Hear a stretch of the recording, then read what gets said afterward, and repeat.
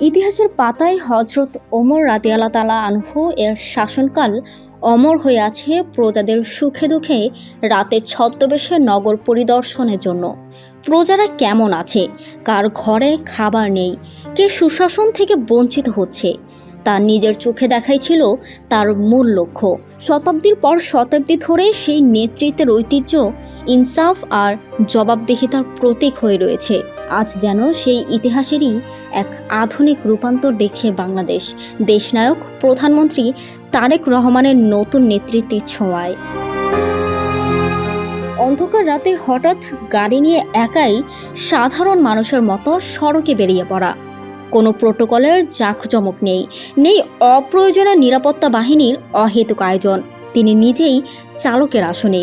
নগরীর পরিচ্ছন্নতা, নৈশ প্রহরীদের ডিউটি আর রাতের আধারে পথ চলা সাধারণ মানুষের নিরাপত্তা কেমন তা সরেজমিনে দেখতেই প্রধানমন্ত্রী তারেক রহমানের এই ঝটিকা পরিদর্শন। সুশাসনের প্রথম শর্তই হলো জনগণের সুখে দুঃখে আড়ালে দাঁড়িয়ে তদারকি করা।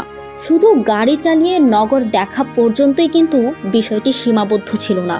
তিনি রাতের আঁধারে ঘুরে দেখেছেন পরিচ্ছন্নতা কর্মীদের কর্মতৎপরতা, খোঁজ নিয়েছেন নৈশ প্রহরীদের নিরাপত্তার। যেখানেই দেখেছেন কোনো গাফলতি বা ত্রুটি, সেখানেই সঙ্গে সঙ্গে নোট নিয়েছেন এবং সংশ্লিষ্ট কর্তৃপক্ষকে নির্দেশ দিয়েছেন দ্রুত সমাধানের, ঠিক যেমনটা হতো ইনসাফের যুগে।